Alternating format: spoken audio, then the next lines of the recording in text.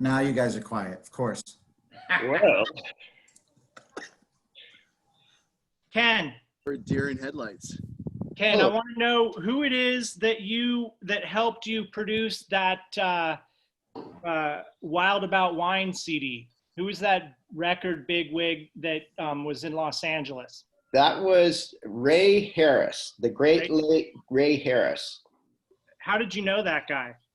I got to know him through actually Steve Rasmussen was a friend of his, and I met him in Nashville years ago, and we just kind of hit it off because I was still promoting music at that time, and boy, did he have some stories to tell of through his life, and we ended up doing that with Rhino, and it kind of worked out. You know, unfortunately, a lot of the songs I wanted I couldn't get, but you know, it was fun. Were they too expensive? No, they just didn't want to. You know, I couldn't get, you know, the Stones, Wild Horses. I couldn't get. U2, Wild Horses. Well, it wasn't even. I don't even think recorded by then. And then the one that I was really hoping to get was the original by Graham Parsons, because he actually wrote that. He wrote that and then traded for Heroin with Keith Richardson.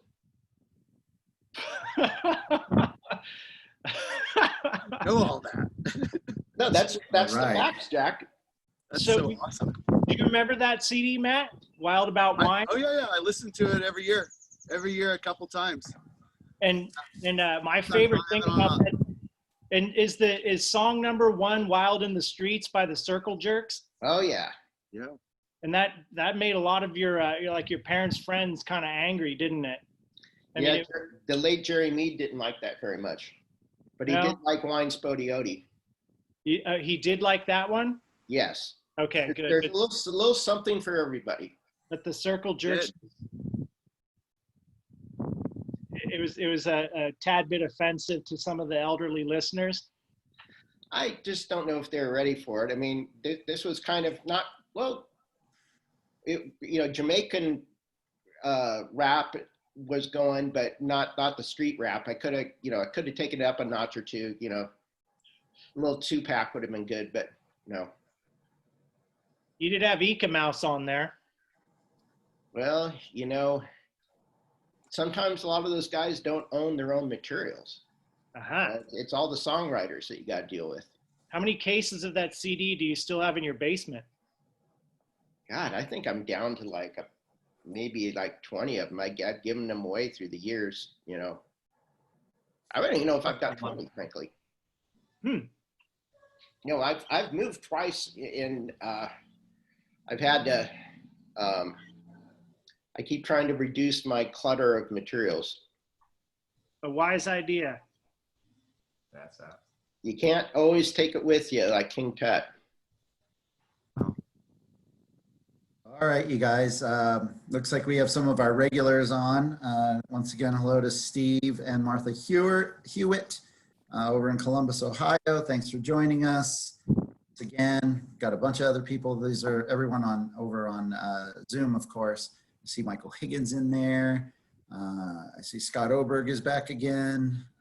Milani, hey, what's happening? Milani's there? So many people are in and watching, and we've got people joining us over on Facebook Live as well. So thanks so much for joining in over there on Facebook. We're at about 5 minutes after, so I think we're just gonna kick it off and invite everybody to grab a glass and listen in. So once again, welcome back to another Paso Robles Wine Hangout. I'm Chris Toronto with the Paso Robles Wine Country Alliance. Thanks for coming and hanging out with us today. We've got a really fun cast of characters here today joining us on a subject that I think everybody can agree on, that it universally, it is what it is in the wine industry, which is the mentorship. I'm calling it the Mentor Show. Much like everyone's aha moment in wine, winemakers will typically have somebody that kind of maybe shown them the ropes, taught them everything, or just simply told them what not to do. Right? But one thing that everybody has in common today is Ken Volk with Kenneth Volk Vineyards. He's on today with us. And so we're going to be talking about Ken, and we're going to be talking about these guys' careers in wine and drinking their wines as well, and just kind of having a good time. So thanks so much again for joining us. I want to go around and introduce everybody, give them a quick second to say who they are, where they are, what the brand is, and a basic hello. I'm going to start with Ken Volk. Hi, good afternoon. I'm Ken Volk, have been in the wine industry for 44 vintages here in the Central Coast. I have currently Kenneth Volk Vineyards down in Santa Maria, California. And I was the founder and owner of Wild Horse Winery in Templeton, California, in Paso Robles, and had a really good run there. Used to work for the Shalom Corporation. Have been really fortunate to be in the wine industry. Wild Horse was the 6th commercial winery in San Luis Obispo County, just to give you some idea of when I got established in 1982. And obviously there's been tremendous growth. Chris, how many wineries exist in Paso Robles now? Bricks and We mortar. say over 200 now. That's what I figured. And probably 3 times that amount in secondary labels or alternating proprietorships or things of that nature. Well, it's a pleasure to join you all here. I just wanted to make a point that, even though these gentlemen were all great employees for mine, it was very much a two-way street when it came to learning, because all of these guys are talented winemakers, and we don't have some of our talented lady winemakers that work with us also, but there is, it's a two-way street. Quite often the student is the teacher, and they proved it in spades to me, and it's a pleasure to be here. Right on. Thanks, Kenny. Karl, you're up next, bud. Okay, so my name is Karl Wicka, and I am now in, I believe, my 18th year as the winemaker for Turley in Turley's Templeton facility. So prior to that, I worked for 8 vintages for Ken Volk at Wild Horse Winery. That was from 1994 all the way through the 2001 harvest. And it was in February of 2002 that I jumped over and joined Larry Turley at Turley Wine Cellars. And prior to my employment there at Wild Horse, I also worked a vintage at a winery in Lodi called Woodbridge, which at that time was owned by Robert Mondavi. I was currently enrolled as a fruit science student at Cal Poly in that harvest, 1993. Took the fall off and realized that winemaking was a path that I could pursue. I didn't want to do it at that scale, because in 1993, Woodbridge Winery made, I believe, 6 million cases of wine. And it was a 3-shift affair, and I got to work the graveyard shift, a bunch of really, really interesting characters from the town of Galt, which is lots and lots of stories in there. But I was super fortunate in that I returned to San Luis Obispo in 1994 and finished school in the winter quarter. And then upon the commencement of the spring quarter, I had no classes left. And that was when I was hired by Ken Volk. So I'm also, like Ken said, very pleased to be here among this group of winemakers. Right on. Thanks, Karl. Terry, go next. Awesome. I'm also glad to be here. Thanks very much. I actually worked my first harvest in '91 at the old Creston Manor with Vic Roberts, Victor Hugo. And for some reason, Victor recommended me to Kenny. And Kenny hired me in that November right after harvest. So I slid in right at the end of harvest there.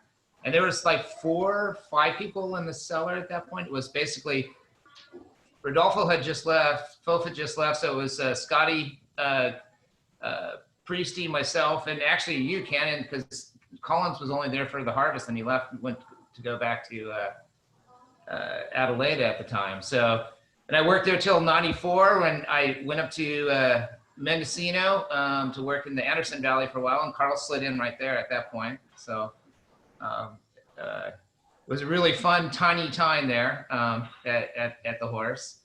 And then I went up to the Willamette Valley. Kenny got me hooked on Pinots. So we used to make for the Cheval Sauvage Pinots in those days. We did one from the old HMR vineyard and one from, I think it was San Benito, wasn't it? Probably Viennecito, I think. Viennecito, that's what it was. Yeah, Viennecito.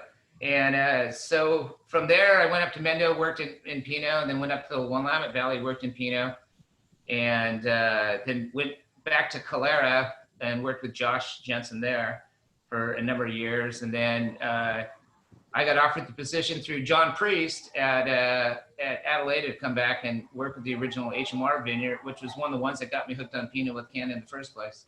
So I made this whole big circle and came back down. And now I'm at the Vigne, making lots of different varietals here in Ken's tradition of 31 flavors of varietals. Right on. That's funny. I don't have Malvasia though. I'm really bummed about that. Don. Last but not least, of course, Matt Travison over at Linne Calodo. Matt, hello. Hello. How are you guys doing? I got my chickens behind me. I think we're exciting them right now. And they're laying an egg. We might be too. I started in the wine industry when I was in college, just by getting invited to go to a vineyard, Jamesbury Vineyard, back in '93 to help pick fruit, and that's where the journey kind of started for me. I went from there to Justin Winery as an apprentice in 1995, and worked 2 vintages there, building buildings and moving barrels around and learning to drive forklift. In '97, I came over to Ken Volk, and I had met members of the Wild Horse crew along the way. In fact, the first time I ever met anybody at Wild Horse was when I worked at Justin Winery, and our must pump had gone out, and we needed to borrow a must pump. And so I'm not sure if Justin Baldwin or Steve Gloucester called you up to borrow a must pump, but I ended up having to go on the route with another cellar rat, and we picked up this pump. It was the old Manzini, the great Manzini. Yeah. Yeah, and it was loosely secured on a pallet and put in the back of Steve Gloucester's truck. We proceeded to drive north on the 101 and get to Paso Robles Street, where I was not the driver. The driver taps the brakes and the Manzini comes through the back window of the truck. And I go, oh my God, this is crazy. And I looked then so now we've destroyed Steve's truck, and now I'm looking for my dog, bear dog, and he's not there. I left him at your winery. So I had to continue all the way back to Justin, work the rest of my shift, and then later that night I came back and Catherine was taking care of Bear Dog, and I can't remember her big German Shepherd, but that was the first time I ever kind of went to the backside of Wild Horse, and Corey was that German Shepherd's name. Okay. Corey. That was Well, about 2 vintages before that, Matt, I had a press go down, and Justin let me borrow. This is back when Justin Baldwin was really actively in the winery, and he allowed me to borrow his press to come out and finish the job that we had going on. And so what comes around goes around. That's the nice thing about Paso Robles, people helping each other out when they need help. Yeah, that's the beauty of the wine industry. It's definitely the beauty. Well, I'd say for more so in Paso than elsewhere. Yeah, anecdotally, I can add to that because, of my experience here working in Paso Robles, but also being an employee of a winery that is predominantly up there in Napa. And I can tell you, I can affirm that, Ken, is that the amount of collaboration and the freedom of information exchange is unique to Paso Robles. Cool. Yeah, I fully agree. When I went away, I worked, I worked in, like I said, Mendocino had some of that, but no area I found has been as cooperative as Paso. Do you guys think that it started early on and now it just continues? I mean, during the time that, say, Wild Horse or maybe Eberly and Vic Roberts was starting and all of those other brands that are kind of original to Paso, do you think it was their shared mentality that has now been kind of passed on to the future and continually being passed on? It has to start somewhere, and that's probably where it started. Yeah, and I think everybody was striving in those days to, just to make the best wine they could, and everybody was sharing information. And it was really a pretty open book. And Kenny was brilliant. Just don't drink cadmium in the tasting room. That's not a good thing. So. Oh, I forgot about that one. I haven't. I still glow at nighttime. Well, the point which go ahead, Karl. Okay, I was going to say on the second or third day of my employment there at Wild Horse, we actually did a couple of days of bottling.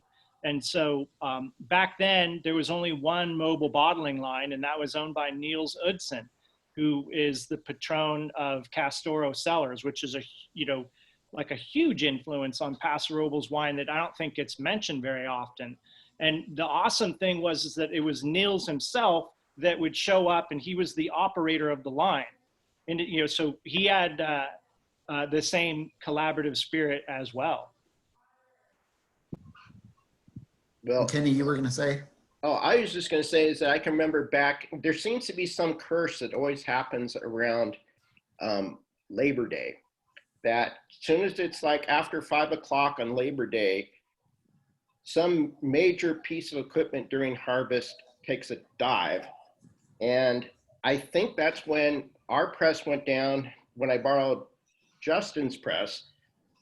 I know for a fact that happened at Creston Manor, that their crusher went down, and which was my crusher at the time that I was taking that over, was really tiny. And Vic kind of laughed, like, you're going to use that thing? And I'm going, well, it's better than nothing. And another person who was making wine there, we started using it. And then after after we finished his lot, Vic looks over at us and says, oh, you know what? That's a good idea. It'll keep the show going. But, I think that going back to your part, Chris, in regards to a collaboration with people, I think that a lot of it was that, we're all Team Paso and we're trying to, raise all the ships in Paso. And, that continues. But I mean, in the early days, all we had was us. So that's what we needed to do. I mean, when Larry Turley bought Pizzeni, I remember one harvest where Larry came over and borrowed I don't know how many macro bends, but I remember it vividly because one of my young border McNabs that's now 15 and a half years old, I remember her nipping him during that time. And nothing bad, no blood drawn, but a little healer. That's like a classic example of we all pitched in. Ended up borrowing a must pump from HMR at that time. And this thing was a 2-piston pump, and it was crazy scary. And had to hold a broomstick on the heater breakers on it while holding a hose in my other hand. It was 480 volt, and I'm standing there running the must pump, and you didn't hold the heaters in. They'd kick out on you, and so you spray out a macro bend, hold the heater in while the must pump's going. This wasn't at your place. I hope OSHA is not listening to this. Yeah, exactly. I think the statute of limitations is far since passed now. Actually, Kenny, when my first vintage at Crescent, I came over to borrow that destemmer when our destemmer went out. I remember Colin's giving me shit because I didn't want to ruin any shoes, so I had these white high top tennies on. And he kept giving me crap about my white high top tennies. And I was like, you know, because I wasn't wearing boots. It was like, well, I'm a cellar rat. I mean, you know, a harvest rat. I don't have anything. So I think all of you, when we started talking about this show, you all were like, oh, I got stories, I got stories, I got stories. And I know that you can probably go on forever and off on tangents and everything, and I invite you to be perfectly honest. But I want each of you to think about something that you still do today that you kind of picked up from your days over at Wild Horse with Ken. Terry. They don't want to bring up bad memories. Yeah, no. So, well, there's What was a the few question things. again? So, I mean, for me, I've since, you know, I've become a winemaker, and even along the way, I was really blessed by having people bring me in. Like right away when I was, you know, I was just started at Wild Horse. Ken would always have, when, you know, he and Priest might be blending, would come in and he'd be like, hey, try through all these wines and tell me what you think. And so it was always like, it wasn't like you were just in the cellar. You were actually tasting the wines, and they were talking about blending and what barrels put in, and really like it sort of fostered that enthusiasm for wine, you know, and so that you know, that's something I pay back basically by doing that with all, you know, at everyone I've worked at. I've really tried to incorporate that into my philosophy, and, you know, like bring the cellar guys and have them try the wines as we do it, you know, have the knowledge and assistant like totally dive in and be part of the blending process, and not just like go off in your little room, make your own thing and come back. Because I think it's really important for the evolution of wine, and Paso wine especially, to have that incorporation. So you know, that's something I've always done. Kenny also taught me how to keep everything nice and clean. But in those days, we used bleach. We used to get pool bleach and sprinkle it all over the floor. Hey, what's trichloroanisole? And we'd scrub it. We'd have to wear respirators in there because it would smell so strong of bleach. But those floors were immaculate. They were amazing. True. And we never had a TC8 problem, you know. Yeah. Are we talking about white tornado? Well, yeah, doing a white tornado. That's Yes.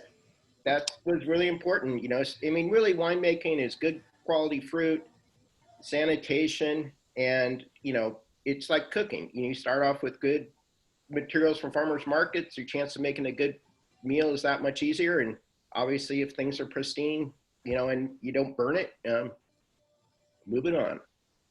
Carlos.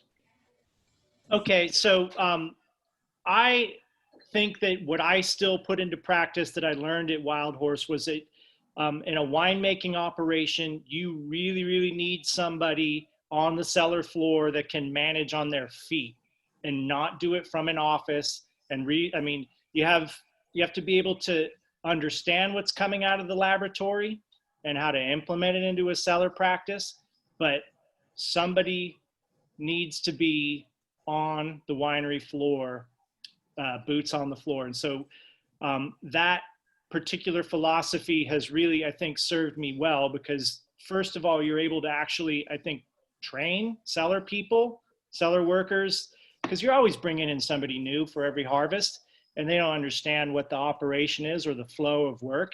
And it becomes that much more simple to properly instruct somebody on how to do things, but more importantly, where things can go wrong. And in order to be able to have that vantage point, you really need to have your boots on the floor. And that is something that I continue to do to this day. Well, Karl, I remember something you taught me, and I think it was by accident, when we used to use large fans for evacuating CO2 out of the tanks during fermentation, or, you know, basically post-ferms, you know, as we're digging the tanks. And then you utilized the fan on top of the tank with the tank empty and clean as a small air cooler in the winery. You turn on the jackets on the glycol tanks, and it would be the poor man's refrigeration. And I thought that was brilliant, and I've continued that ever since. Yeah. It's a good air handler. Yeah, it's a heat exchanger. Yep. Matt, you got something to share? Wow, I learned so much at the horse. I mean, I started there in '97. She's from we how big were we in '97, Kenny? I thought we were 70,000 cases about, and I thought that we grew. That sounds about right. Somewhere between 60 and 80. Yeah. And then that growth period was to about 200,000 was dynamic and was very fascinating for me to be a part of. And from the construction of the concrete tilt up in the back to moving barrels all around the county to facilitate that. I was with Kenny Ruby and Roll over Ruby, God bless. Stony Oaks Trucking, and that was such a cool time to watch that growth happen and watch us scale up during that time. And whether it was where the crush pad was when I started, when we built the swale down when you built the swale down the middle of asphalt that rolled down, and I think I just learned about logistics and putting things together and realizing how to operate in diverse environments and what taking care of barrels that are far away from you and traveling and knowing what you're going to do with those barrels when you get there and smelling things. And my great memories is you running around that cellar late at night tasting barrels, and I'm driving forklift and you coming over, what's this? And blind tasting me on different tastes. And I luckily knew what was kind of in that general direction in the cellar and what the barrels could possibly be. So I had a little insider knowledge, but it was always fun and entertaining to taste, and definitely develops your palate when you're just tasting out of glasses with no idea of what's happening and judging for yourself what those wines are. So that's You had a name while you were on that forklift, didn't you? Yeah, I was a DOF. I was the dork on fork.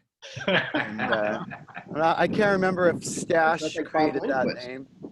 Maybe it was Priest. I don't know. I was my walking around style, and because at that point, 97, 98, 99, the winery was pretty big, and there was at any given time, especially during harvest, there could have been like 5 or 6 different cellar operations going on at once. And if you leave Stash alone for too long, he's going to like start to veer off into some other direction. And so you got to walk over there and make sure he's on track. And then you got to go back to the other port, the different cellar in the winery, and make sure that Motherwell's in good shape. Yep. And yeah, yeah, I was called the hall monitor. You did a good job. You did a really good job. Now, do you guys remember, were you either of you there when Phil Curnow decided to take a 240 plug and turn it into a 480 plug? I was there. We called him Sparky. Yeah. And Phil went up to the plug, right? And the ground plug goes down the wrong way. So he took the pliers. So he took the screwdriver and he jammed it in the hole to make it go the opposite direction, and he plugged it in. And the 240 pump ran really fast for about 15 seconds and then just melted down. It was Yeah, I remember we've mentioned John Priest several times here, and for the audience that aren't familiar, I'm talking about the great John Priest, who's now a winemaker up at Etude, who was actually my first titled winemaker at Wild Horse. And Johnny, if you're out there, God bless, but we had some good times. But did anyone was there when we had Bruce, the guy with the tattoos from Sweet and Sour under his nipples? Okay. Yeah, that was the 90. That was the 91 or 90 vintage, was it? I want to say it was like 93, but God, maybe it was 93. That guy was a piece of work. We had him on work. He was released from prison, and we were like his first job out of prison. And he wanted to learn, because he feared he's going back to prison. He wanted to learn how to make better prison hooch. Right. Was he right? Did he go back? I didn't return his phone calls.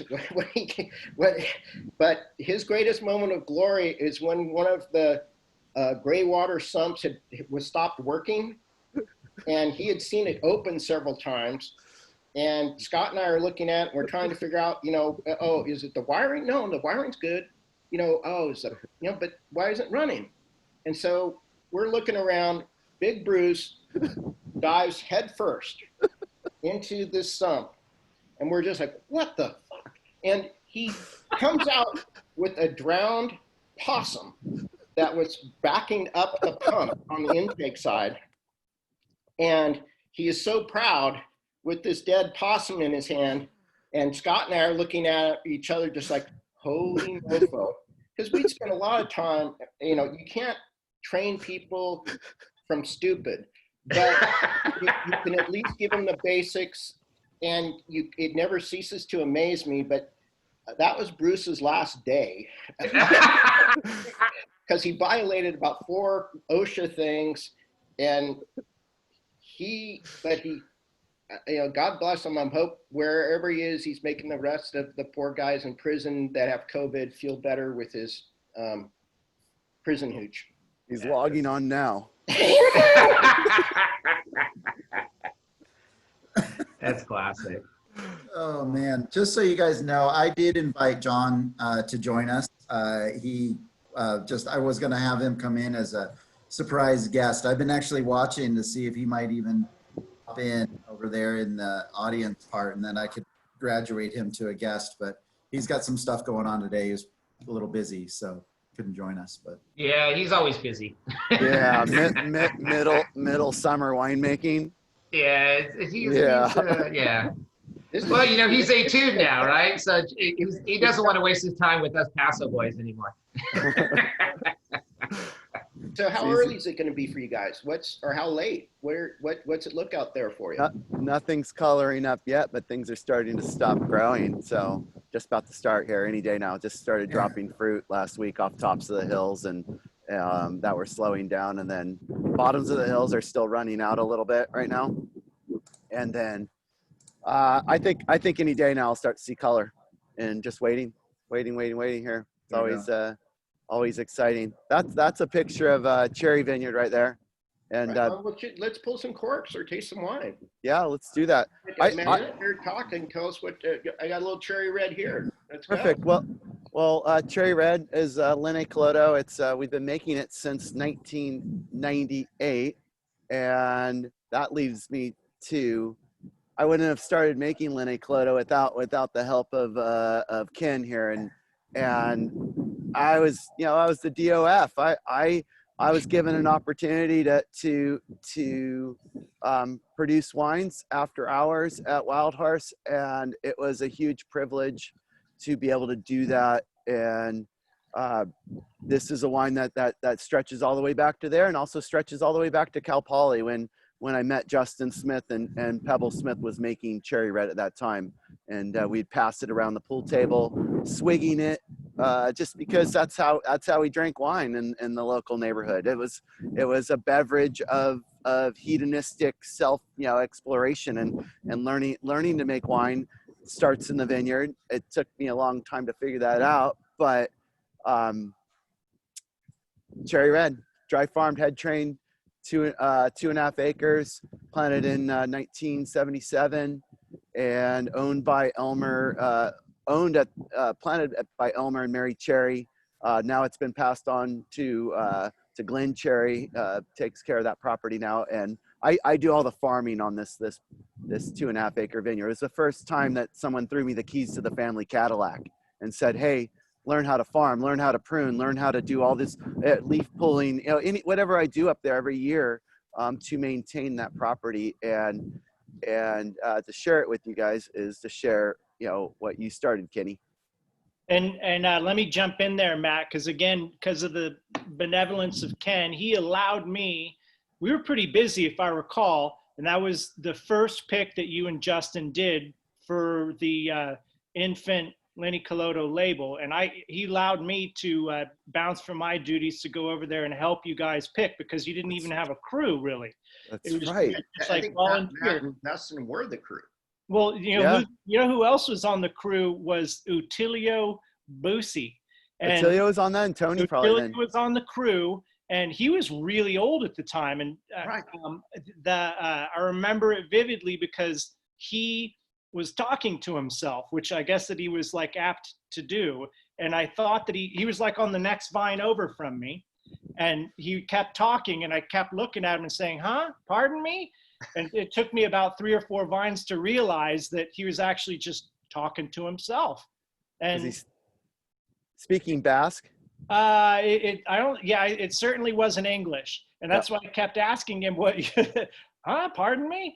And but that was, whenever I see Linne Calodo on a list at any restaurant that I'm at, or, it's such a cool memory. I'm like, I was there that the very first pick from that brand. Cheers, my brother. Cheers. Cheers, guys. Salute. Yeah, no, I've got 2 of the original bottles in my cellar of that crazy label. Not of James Berry and do you have Willow Red, or do you have the Cherry Red? No, Because I think you guys did that crazy label, and I'm not even certain what's in it, but I figured I could never drink it. got a little hex on it. Yeah. Maybe something. Who knows? It was a good time. I mean, you allowed us to explore, and I was immature and didn't know everything about making wine, and still don't. And it's just allowed me to have a spot in your life on that journey, and that's been awesome. I mean, where it's led me, and I just can't thank you enough. But it's So Cherry Red, it's blended with Syrah, a little bit of Mourvedre, and that helps balance it, because dry farmed head trained Zinfandel can be really acidic, can be really high in alcohol too at times, because the sugars get high. It's dry farmed. There's no irrigation. But today, that's like the purest form of grape growing, winemaking, and creating a vintage for me is about that, like play with nature that really doesn't have that influence of water. And Karl does that at Turley all the time. It was all about it. Yeah, Karl, we've got a bottle from you as well. Okay, so that's so what I gave to Chris was that's the first and possibly only time that we're going to be bottling that particular wine. So just to backtrack a little bit, Turley Wine Cellars since like 1993 has been bottling Zinfandel from old vineyards throughout California. It started just in Napa, but slowly expanded from there. And there are lots of them. There are pockets all over Napa, all over Sonoma, all over Contra Costa County, San Benito County, and then there are several that are here in San Luis Obispo County. And generally what we've done over the course of the decades is just as fruit becomes available from these old vines, is we like to take it out for a test spin, so to speak. And we'll make the wine, and we won't put a vineyard designate on it in the first vintage. And the old vines has been a vehicle for us to actually market that wine. And it's up until 2018, it's always just had a California appellation, because there's been wine from all the previously mentioned counties. However, in 2018, we had a really, really abundant crop, and the old vines in its traditional sense with the California appellation, that program was fleshed out. We had as many, as much volume as we wanted to bottle. And so we decided, hey, let's do this so we could sell it just directly through the tasting room. And we created a 500 case blend.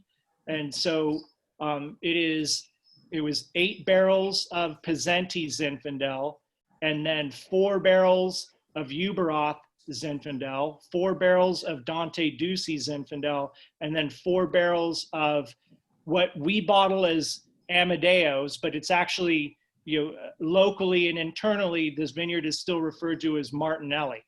And so 2 of those vineyards we own, the Pizzenti and the Martinelli, which Larry Turley bought the Martinelli vineyard from the family that planted it in 2014. So we've owned it for about 6 years now. And then Dante Ducey is purchased fruit from the old section that surrounds Dante's home, which is like 15 acres planted in the late 40s. And then the Uberoth vineyard, which is really not that far from the cherry vineyard, which we just tried. And so what we have here is a wine. It's like 100 years in the making, because again, the Pizzeni vineyard was planted in 1922. So it's coming up on 100 years old, and all these other vineyards are around the same age. So it is a representation of old Jai Farm Zinfandel from Paso Robles. I used to get fruit from that old Martinelli vineyard just before you guys bought it. It was. I used to get it as a home winemaker.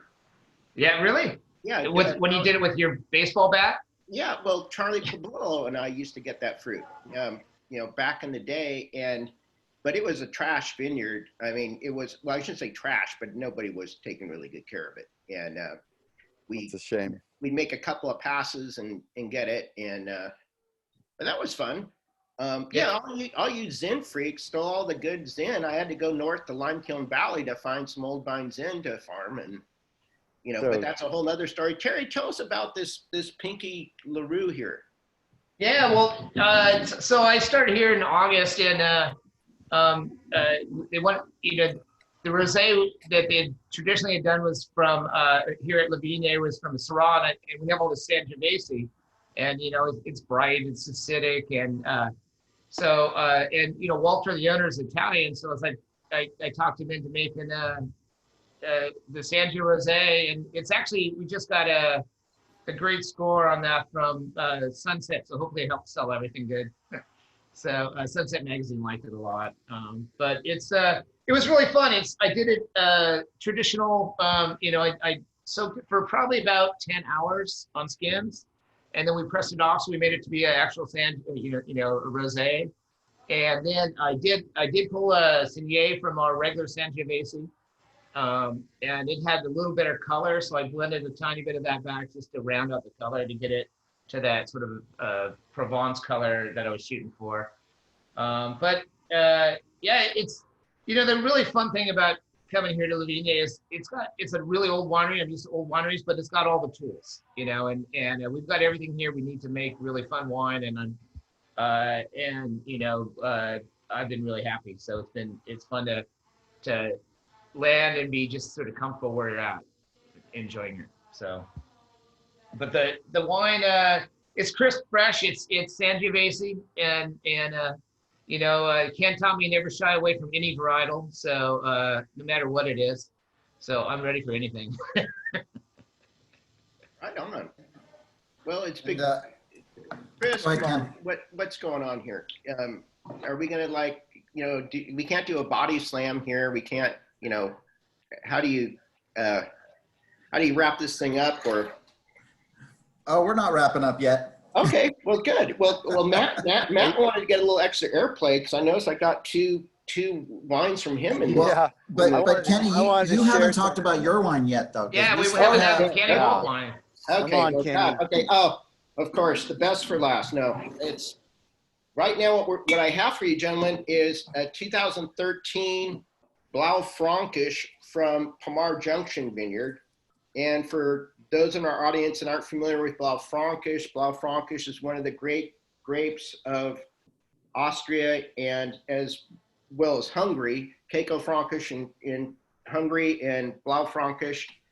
I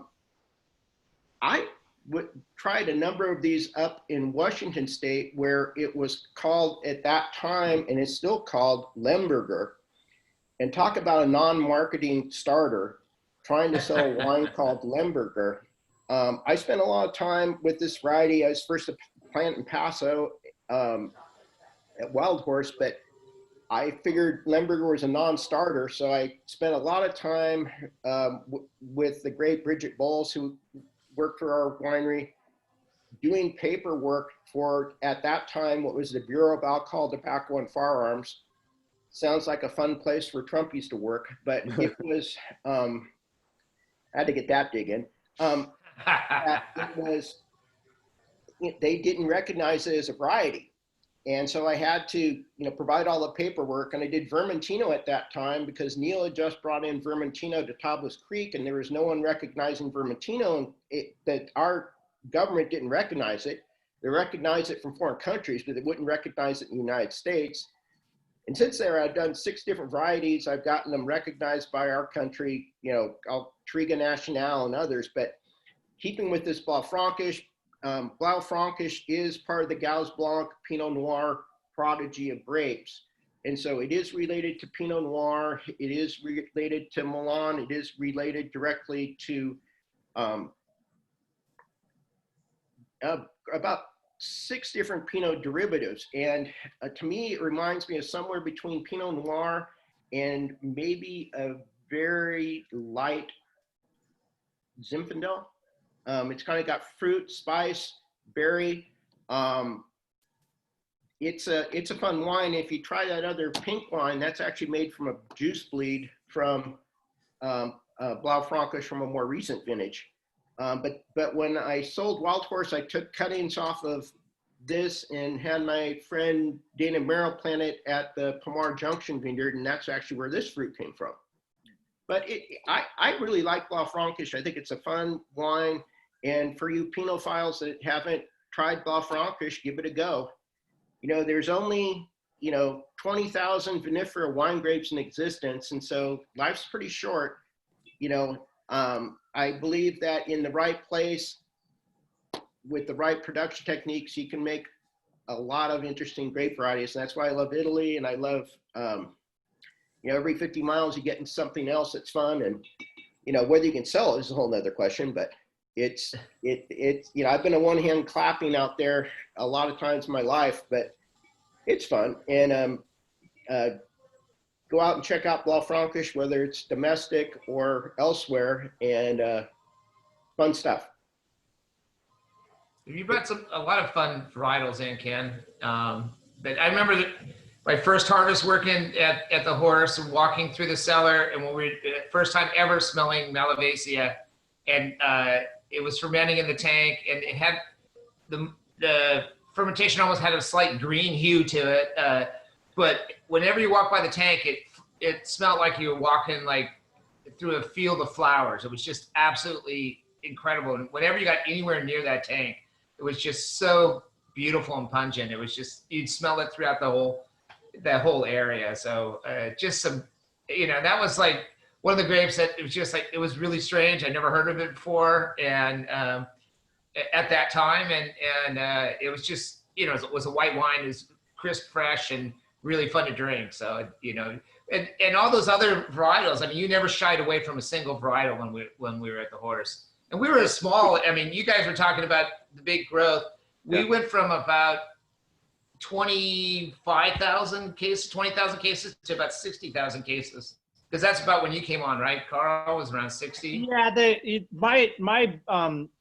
my spiel on that whole thing is that in '94, and this I was hoping Ken could kind of verify. I think it's about right, but I've always said that in 1994 the Horse was making around 40,000 cases.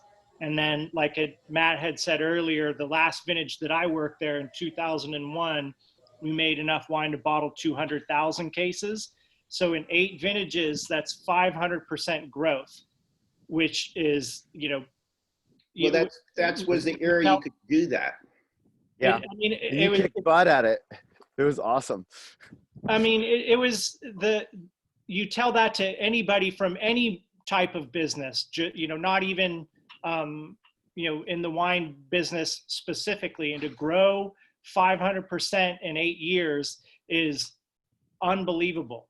And, there were times when it was really difficult. I remember there was huge hurdles to clear in the 97 vintage because we, as a business, committed to a bunch of different vineyards that were coming to the winery for the first time.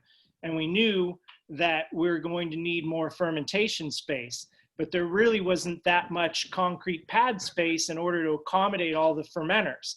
And so we just had to make do with what we could. And, so it was, we had to craft all these. Do you remember the hose bridges, Matt? I mean, that Yeah, was, yeah. because Barrel racks over the top of the doors. yeah, exactly. Oh God, I mean, it was just, there were so many different hurdles that we had to clear while grapes were arriving, and it was really a huge lesson in actually thinking on your feet. But then, the other cool thing is that we, while employees of a business, got to watch the construction of a tilt-up concrete facility. And how big was that, Ken? How big is the tilt-up concrete? Is it I get that asked quite often. I want to say it was 30, 50 40? by 150. Okay, so I mean, it's 10,000 square feet or bigger. It was big. And I had it at 28,000 to 30,000.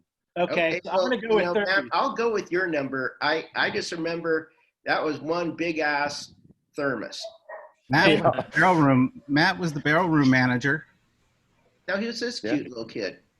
That's Yeah, Chris Ferreira. I was He's joining us, but he doesn't have his camera on. How you guys Chris, doing? Turn on your camera. I don't know how. I've been trying to log on for 20 minutes. You look really young.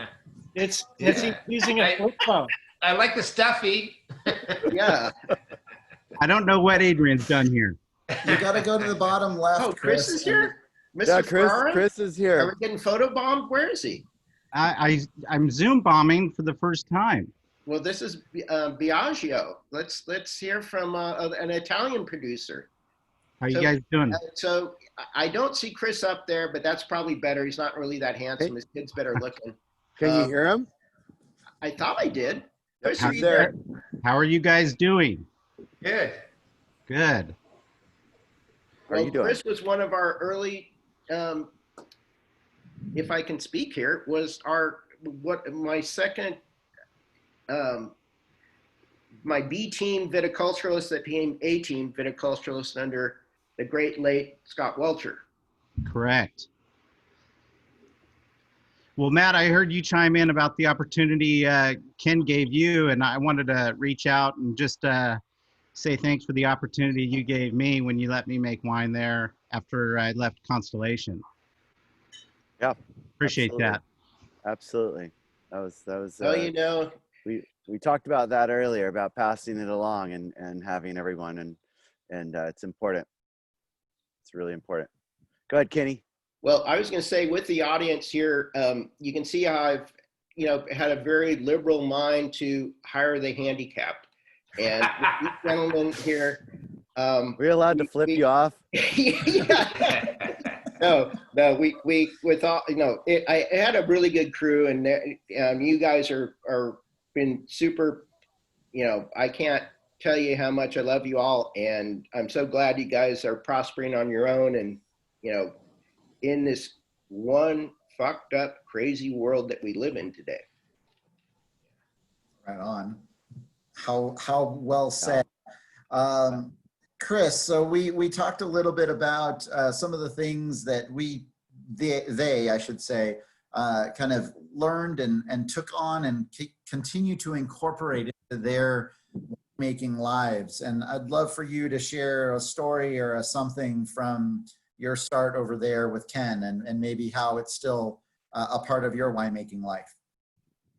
Well, gosh, my entire brand is based on varietals that you can hardly pronounce. And I just feel fortunate that, Ken was very forthgiving with his knowledge and the varietals that he let us play with. And I just fell in love with all the varietals that were not mainstream, and would have never guessed I could make a business out of producing Italian varieties here on the Central Coast. Well, Chris, you forgot you met your wife and at Wild Horse, and as well as Karl. I'm not the only one. Yes, and let's 21 years we've been married. There you go. Well, and some progeny here representing Bellagio there, and it's all good. It's been a lot of fun. Yeah, when shortly after I started, Kenny let me move. Actually, Scotty and Karen were living in the back apartment, And they bought a house, so they moved out to the house. And so I asked Ken if we could move in. And Kath, my wife, is still in school, so we had Dylan, my oldest son, who was 1 year old. And so we moved into the back apartment, and we sponge painted. I don't know if you guys remember it. We sponge painted the wall purple, and it was there for ages. So, but Ken had the guys help me build the fence around. Wasn't your son conceived in that location? No, he was already born, but he grew up there, and he used to come over. I stand corrected. Yeah, he would come over to the winery, and the guys would prop him up on the barrels, and as we filled barrels, he'd jump from barrel to barrel when he was like 3, and because he'd just walk across the little island and be at the back as we were filling barrels. And Scotty used to carry him around on the shoulders because Scotty and Karen hadn't had any children yet, and I think Scotty was rehearsing. So he'd grab him, carry him around on the shoulder. So he was like a little winery mascot in the back. But anyway, you were always so gracious on that. And just so it was, such a nice little spot for us to it was a little 1-bedroom, but it was killer for what we needed at the time. And we always appreciated that. And then when I left to move up north to go back up to Mendocino, I was driving away in my Volkswagen bus, and Scotty and Priestley were there with you. And Kenny goes, wait a minute. He runs in the back, and he runs out with a fire extinguisher because I knew he thought it was going to catch on fire before I got up there. And he gives me a fire extinguisher to take up with me. So just to make sure I was going to make it all the way up there. It was classic. So, hey, Terry, Ken, I want to jump in here. I'm going to show you this picture right here. So this is myself and my now late dad, and then an infant, which was Curtis, who was born in the harvest of 2000. And then Curtis is going to come around here right now, and he's going to show his face in the camera. There you go. Hey, Curtis. There we go. Go Kansas.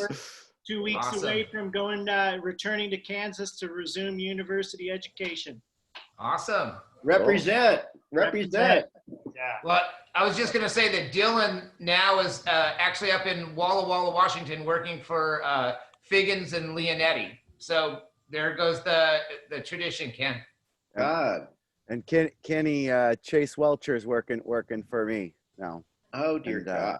Just last week, I had my daughter and Chase working together. Another generation. Here we go.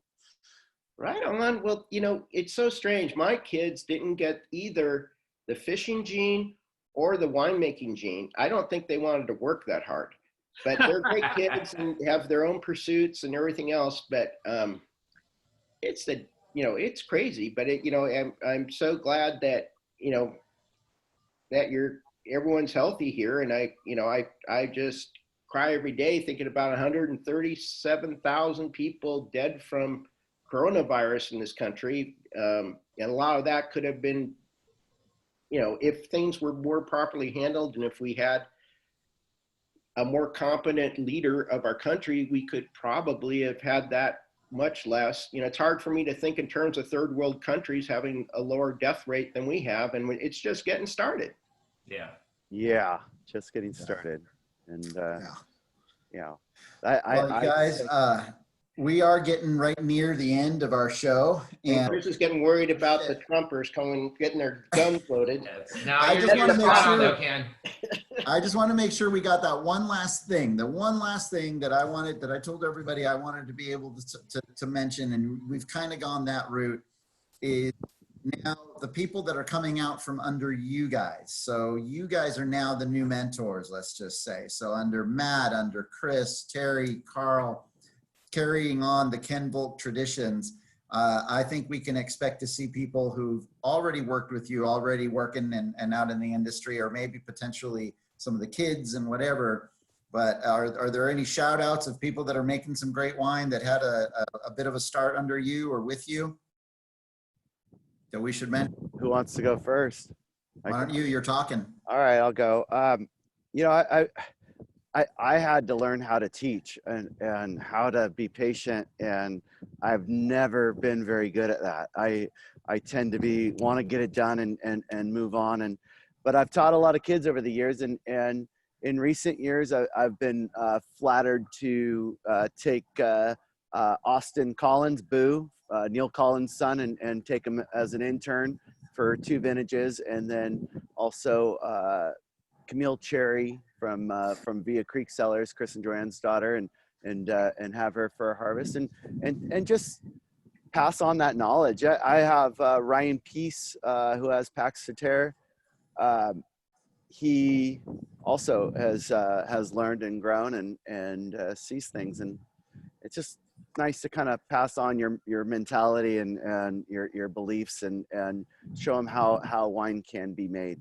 So, and without Kenny, all that fruit that used to come through the doors, I used to get so high on sugar that I was eating every grape and trying to find all the varieties and trying to go, oh my gosh, by I don't know, 3 in the afternoon after eating all that sugar, it was crazy.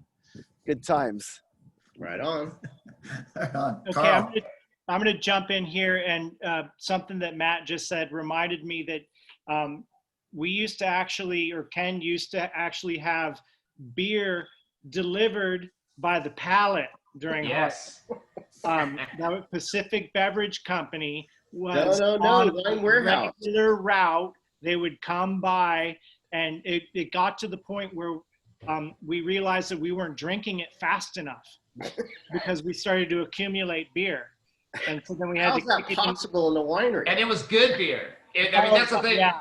It wasn't just beer. Kenny would get it pallets of like mixed pallets, and then when we were there, it was like Rhino Chasers and Red Tail, and from Mendocino Brewing Company, and Bellhavens and Belgians. yeah, and Bellhavens. I'm getting there. It's like and I mean, you'd be on top of the press, and and someone would be saying, "Hey, I'm going for a beer. Do you want something?" And all these voices from all over the winery, but like, yeah, I'll have a Red Tail. I'll have this. I'll have that. They come back with a handful of beer, cold beer, and hand them out to everybody, and that was common. And I think you spent, and there's only, you got to remember, there's only a handful of us, and when I was there, he spent over $2,000 wholesale on beer for us for the harvest. That's wholesale. I want to jump back in on your topic, Chris. Was I have 2 people specifically that I look back on, and I feel like I did a pretty good job mentoring them. And so there's Jeanette Ortiz, who is now she's either the assistant or the associate winemaker for a really good brand down there in Lompoc. And then there's Drew Nenow. He is the winemaker for Onyx, and now he's actually got his own brand called Nenow Wines, and he's leased the tasting room for Nadeau, and so he's going to be opening up a tasting room here pretty quick. Sea Smoke is Jeanette's brand, so actually a really good, very reputable, internationally known Pinot producer, and then I think kind of one of the hot and upcoming brands of Paso in Onyx. Absolutely. That's cool. Right on. Thanks, Karl. Terry, you got one to share? Yeah, just a local one is Zach Raynes from DeBose Winery, and Zach started with me when he was 19. He and Lalo are both 19, and Lalo's the cellar master out at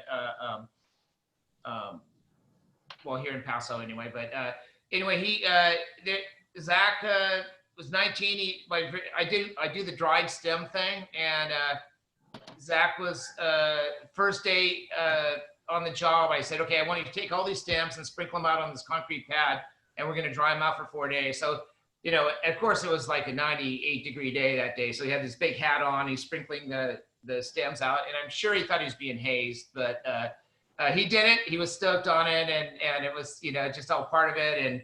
And he's been he was always. It was really fun because like when I bring him in to blend with us, and I'd have him like put the percentages together.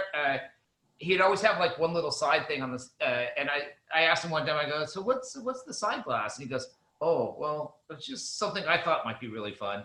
And he was sort of really shy about it. I was like, well, show it, let's see it. So it was really cool to see that he was like really thinking about it, and going for it. So shout out to Zach and the DeVos family.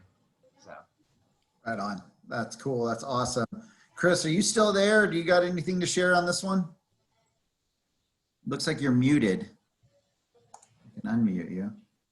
In the meantime, though, I don't know if you guys are looking at some of the chat over there, but there's lots of stuff over there with people saying they used to carry the Negrette over in Ohio and from Ken Volk, and they loved it. Hey, I still make it. You still?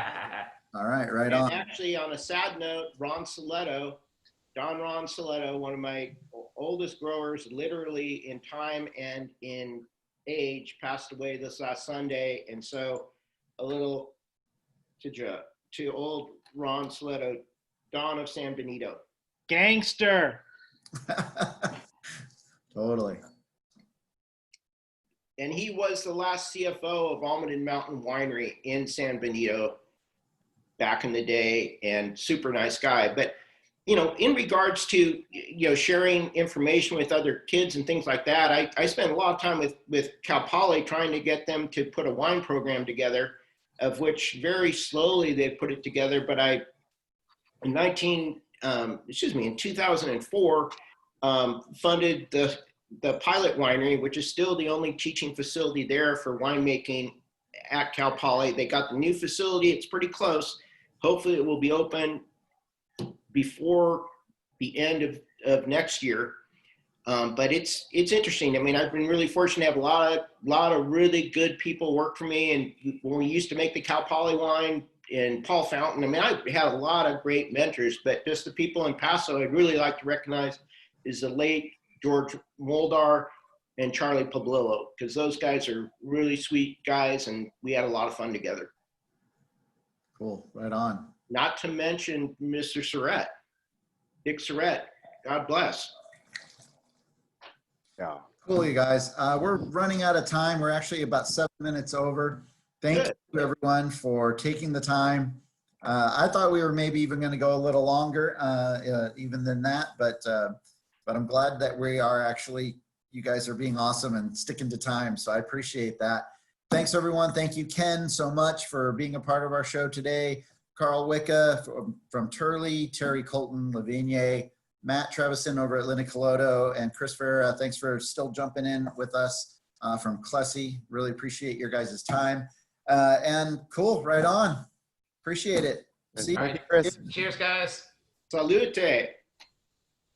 Let's do one of these in person one of these days. Yeah, exactly. You know, I've got some nice wines open here. I think I'm going to go have to invite the neighbors over. Right on, Ken. All right, see you guys. Hey, Take care, guys. Bye-bye. God bless.